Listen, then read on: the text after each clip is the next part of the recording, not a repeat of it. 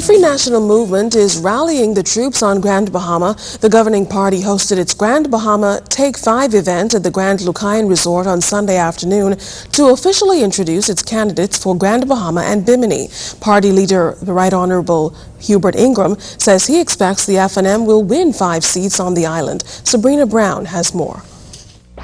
The FNM loves Grand Bahama, and Grand Bahama loves the FNM.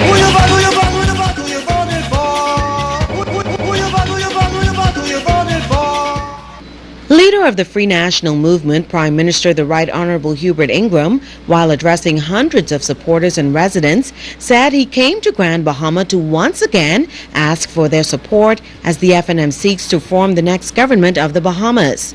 Noting the difficult times that Grand Bahama has suffered during the recent global financial crisis, amidst other economic challenges, the nation's leader had this to say. Clearly the pace of economic recovery here in Grand Bahama needs to quicken and gather steam. The issue is, which leader and which party can be trusted to get the job done and deliver no matter how hard the task is.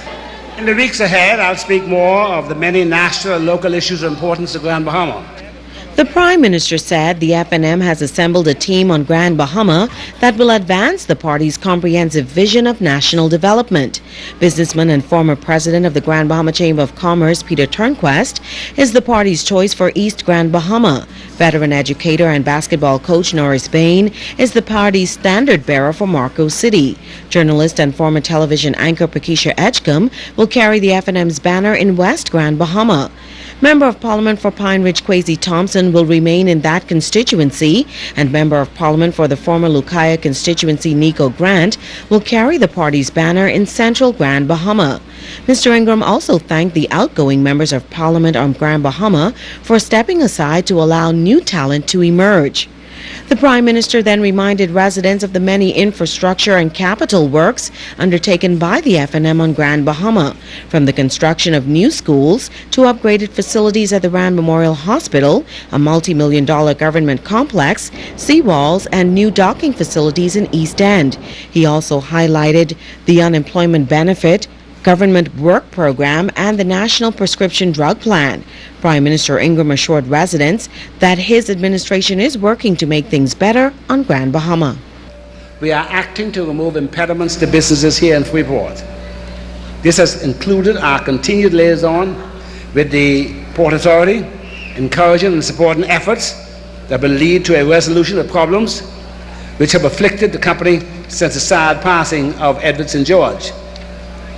Since the last time I spoke to you, Sir Jack Haywood and I had a chance to talk. Now that he is willing to divorce himself from one Hans Babbitt, we can do business. We had a very productive meeting, and we are working together to move Grand Bahama forward. The Port Authority has some good plans that we wish to encourage that will generate jobs and economic activity.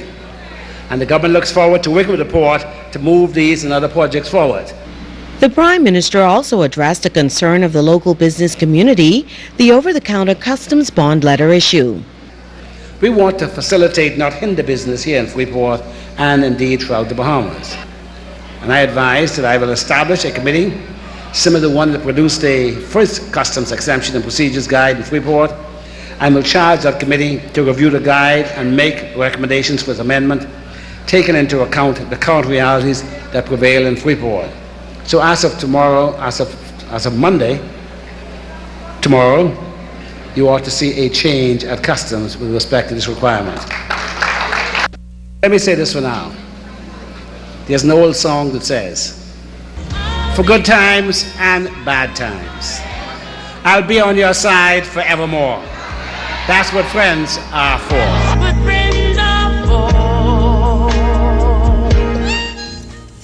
Well, the opposition PLP's Northern Bahamas campaign team has responded to yesterday's FNM launch. The PLP says it's of the view that Prime Minister Ingram has conceded that he has wrecked Grand Bahama, which they say he abandoned since 2002, and has come to replace those whom he either threw overboard or who voluntarily abandoned ship. The PLP claims Grand Bahama has been ignored for almost 5 years, and the FNM is mistaken if it believes that it can just shuffle a few candidates, present a few new faces, and all will be forgotten in Grand Bahama. According to the PLP, the 3 new candidates either lack the depth of vision or depth of conviction to lead Grand Bahama with its many challenges. The PLP says its restoration plan for Grand Bahama includes stricter enforcement of immigration policies regarding the granting of work permits for jobs which Bahamians are qualified for, building of new hospitals in Grand Bahama, modernizing all medical clinics, and doubling the investment in education. The Bahamas Agricultural and Industrial Corporation, BAIC, has pledged its continued assistance to farmers in North Andros. This following the election of a new slate of officers to lead the Big Yard Farmers Company Limited, formerly the North Andros Farmers Association. Veteran farmer Floyd Newton has been elected president, with Neville Clark as his assistant. 16 couples from around the United Kingdom will be enjoying the very best start to 2012 as they marry simultaneously on May 16th on 16 different Bahamian islands.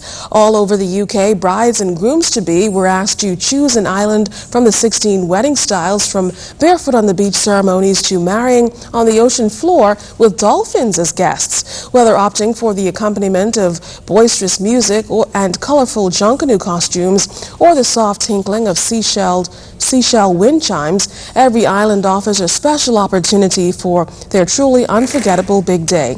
United Kingdom residents cast thousands of votes for the 255 entries, and the judging panel made its final selection to announce the winners. Now, the package comes complete with designer dresses and rings. The couples can also bring along 2 wedding guests as witnesses. Well, I want you to keep those Family Islands news stories coming. Just drop us a line at finews@znsbahamas.com. We'll be waiting to hear from you.